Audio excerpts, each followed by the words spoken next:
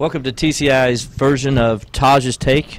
I'm Will Vandervoort. Obviously, this guy right over here, Tajh Boy. We come to you from the IHOP in Clemson. Great place to eat. Blueberry pancakes. I always get them here. So just a little pub out there for them letting us do our show up here. Tajh, welcome, man. Good to see you again. Kind of a review and preview, if you will, and we'll just start off. Before we got going here, we started talking about Florida State, and so tell me your initial thoughts after watching that beatdown last week in Tallahassee. I really thought it was the falling of an empire. There are certain teams that you play against that, again, it is just a bad day at the office. I mean, you go out there, you suffer a defeat, but that wasn't just a defeat. That was just a flat out, we're done kind of situation. And when you look at Florida State, what they have been, where they're headed, I mean, I've never seen a more uncertain future on what that program looks like. So, as a football fan, I mean, the hard part is when you look at programs like that, you're so used to knowing their history, and they still get the respect from past history. But when you look at the next phase or the next step of Florida State football, it doesn't look like anything is good going to be happening on that side of it, especially when Clemson is able to go in there into that state and bring out those top recruits. So it's tough, man. Willie Taggart's going to have a job on his hands over there. We're going to figure out if he's worth the money. Florida State's football team itself, the players, they're going to have to figure out what they want to do and who they want to be and how they want to finish this season. As you mentioned earlier, they still have good football players on that roster, but now they got to find a way to do it collectively and finish on a high note, or as good as it can get. So it's interesting to see the dynamics and how Clemson continues to ascend, and the rest of the teams in the conference just seem to just fall away from the pack. But I think that's just credit to this staff, this culture, and what they're building here. Yeah, the thing that surprised me about the game last week was the fact that they just quit on their team. A new coach, you understand that or see that with a guy who's been there 4 or 5 years, and finally they're just tired of hearing it, and that happens. This is year one for Willie Taggart, and they weren't well coached. They were undisciplined, and the team just flat out quit. Absolutely. What does that say about Taggart and his coaching staff? I mean, they really got to take a serious look at themselves. I think that's the biggest thing. I mean, the players don't respect what he's bringing to the program right now, and that's a tough spot for him to be in because he didn't recruit half of those kids. Those aren't his guys, but he still has to find a way to sit down with them, get in their ears, and help them see what he's trying to envision for them. Because if they don't, man, they're going to continue to repeat that same effort that they put on that football field, and that's not something you want. Not when you're trying to continue to sell the program and grab recruits. Let's flip it around. Let's talk about Clemson. You talk about Clemson separating. I did a story this week. Clemson's kind of run away from the ACC. Yeah. Since 2015, Clemson's got 30 wins in the conference. They're 30-2. The next closest team to them is Miami with 19 wins during that stretch. I mean, you're looking at an entire season and almost a half. Right. Clemson is ahead of everybody else technically when you look at wins. Absolutely. Does that surprise you to hear it's that separated? Florida State, by the way, 16-14. It doesn't necessarily surprise me on Clemson's end of it. It does surprise me from the rest of the conference standpoint. When you look at the way this program has been building up towards this point right now, and when you look at the building blocks of how they view success here, it's easy to see that Clemson was going to continue to rise, elevate at a level that hasn't really been seen here in a while.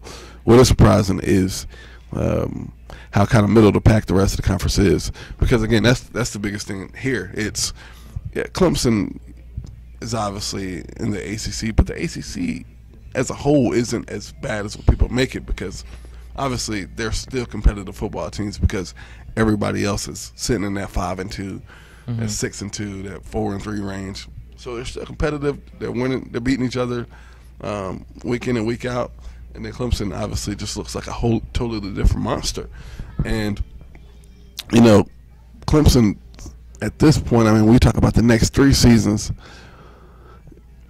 Look, you got to take every opponent, with a grain of salt, and you got to give them their respect and due diligence. But, more or less, I don't see any contenders here in the next 2 to 3 years at all, because it takes that to be able to build in a recruiting class, and nobody has those type of players on their roster to be able to build that from. So, yeah, I don't know. I mean, we're looking at a stretch here, and it's not going to slow down anytime soon. From a collection of weapons, you look at Trevor, obviously, and what he can do, and then you look at the wide receivers with Higgins, Rogers, Ross, Renfro. I mean, and it goes on and on. Right. DeAndre Overton comes in there, and he goes 60-something yards up the middle on a post route. Is this the best collection? And Deshaun and those guys had a lot of talent too. But I think this team, from an offensive standpoint, is more talented, or as talented as you guys were. I think, you know, am I correct in assessing that? Absolutely. Yeah. It's funny, man, because the same year, it's the same type of language. It's, you know, this team is this might be the best collective group that's ever played here, and it's continuing to build that way. And so at this point, I mean, who's to say it won't be the same conversation next year? You know, but yeah, when you look at this roster, it's the deepest it's ever been, literally, and it's the most explosive because of that balance. You take away the run if you want to. We're going to have one-on-one matchups on the outside. You play one high safety, try to match up on the outside. We're going to run the football. You know, so it's kind of unique to see what Clemson has become because of the depth that they've been able to build, and that's a credit to the coaches. You know, some coaches just run a score up, keep everybody in for the entire game, don't build depth, don't build the roster. Clemson was able to keep everybody engaged, even the guys that aren't playing, by you know, kind of creating the mindset that if you do what you need to do in practice, we'll make sure you get in the games when it comes to that time. So everybody's locked in, laser focused for 4 quarters. When you're able to do that, you're able to exploit anybody in the game, and that's what Clemson is right now. That's who they are, and that's what Coach Sweeney's preaching on a day-to-day basis.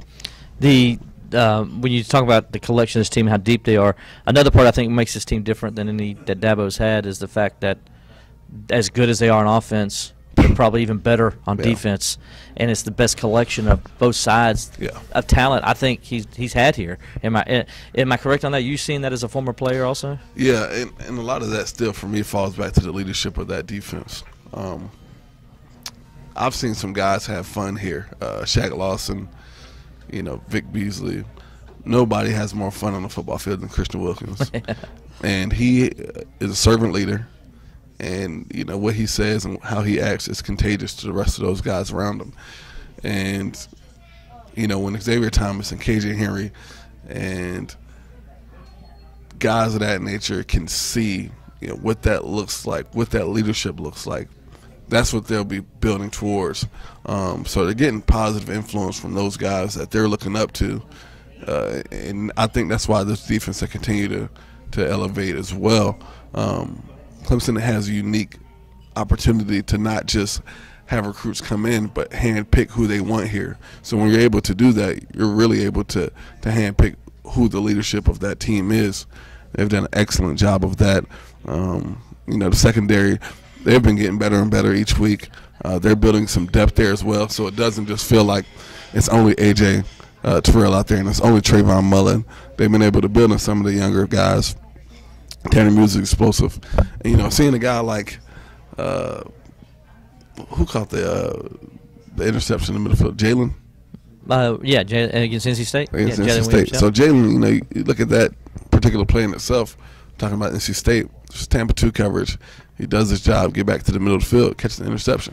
Guys like that, him, Isaiah Simmons, as he continues to grow, those guys want to be on the football field. They want to make plays. And that defense in itself looks at any opponent as a challenge, but more importantly, they're just trying to do their job. And once they do their job, the next guy can do his. And that's how they go out there and have completely dominant performances. And I think it's going to be a display against Louisville. I think we're going to see Clemson defense get two balls in the end zone, man, find a way to get it in the end zone and create some spark out there, even though they probably won't need it. But you know, yeah, that's kind of where the defense is, man. Speaking of Louisville, it's we'll get to that real fast. I know Coach Sweeney's been saying all week they're the best 2-6 team in the country, and the reason they're 2-6 because of the turnovers. Some of that's true, but when you really break down the numbers, I mean, what is it? Let's look at this. Scoring offense last in the conference. Scoring defense 13th in the conference. Yeah. Total offense 13th in the conference. Total defense 13th in the conference. Rushing offense 13th in the conference. Right. Rushing defense last in the conference. Those are the major categories of statistics when you break down a team and look at the lines of scrimmage. They're getting beat on both sides of the line of scrimmage. I can see why they're 2-6 by just looking at those numbers. Well, yeah, Bob Petrino in his press conference earlier just said, "Hey, man, I'm just gonna be honest, we're not a good football team." You said it was depressing. Yeah, I mean, listening to it, I mean, it was the most monotone, just kind of lackadaisical interview I've ever seen in my life. And at the end of the interview, a reporter asked him, he said, "If you were, a higher up here, or an administrator, would you retain yourself at the end of this year?" I said, wow, that was pretty big question, right? So Bobby said, absolutely.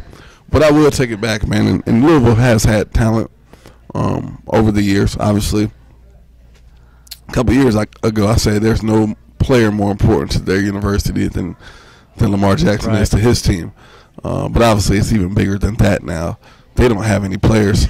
I mean, there was at one point, they brought in, they literally cleared the bench trying to find guys that could play. So they brought in 6 safeties, 6 cornerbacks, just trying to figure out who can do it. And if it gets to that point, man, I mean, that's kind of Pop Warner type ball. And it's even a little bit more, celebrated than Pop Warner than it is over there at Louisville. So, all right, real quick, knowing what we know about Clemson, knowing what we know about Louisville, what do you think happens in the Valley this week? Man, I tell you, I think ETN explodes in this game, much like a lot of those guys in the backfield. I mean, they got so many guys that they rotate. Adam Choice, I'm ready for Tavion Feast to have his breakout game. This may be it for him. Mm-hmm. So I'm gonna say they have 45 rushing attempts. And I think that they have 360 on the ground. Wow. And I mean that's pretty strong, man. Actually, that's what's that, 9 yards a carry, something like that. Yeah. Well, they averaged over 11 against Wake Forest. Well, exactly. All right, so there we go. All right, so 45 carries, 360 yards on the ground, and I think Clemson won 62-0. 62-0. That's keeping it light. See, I said 56-0, so we're both going for shutouts because we want to see Brent Venables get the shutout. Well, the quarterback over there they have now, Puma Pass, cool name by the way, man. Just hasn't been able to play with confidence, and his O-line hasn't been protected well. I was about to say 26 sacks will lead to that. And I mean, so it's not going to get any better for him here. He's going to figure out what he's made of. He's a little bit more durable than Francois. I mean, I think thicker. Anyways, but but it's gonna be a tough outing for him. And I hate seeing it from a quarterback standpoint, just because these kids are still kids at the end of the day. Yeah, exactly. And like you want them to go out there and perform at least at a high level and not be completely awash after the game. But that's what Clemson is as opposed to everybody else in this conference, and that's what we want to see. So I don't think they get any points on the board. Basically, it's men against boys. That's Tajh Boyd, Will Vandervoort, Tajh's take. Stay tuned for later on. We'll have some more from Tajh Boyd here on the Clemson Insider.